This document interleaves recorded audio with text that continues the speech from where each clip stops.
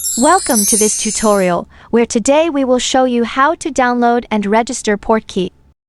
First, open the App Store on your smartphone.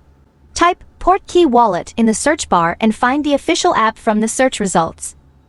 Click on Download, then wait for the app to install onto your device.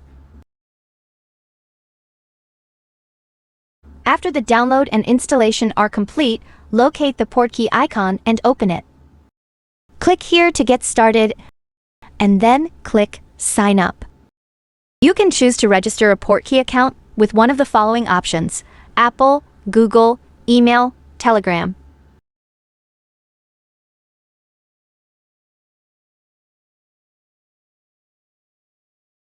Next, you need to set a secure 6-digit password for your wallet to protect your funds. Enter your password again to confirm. Remember, your password is the key to accessing your wallet, so make sure not to disclose it to others.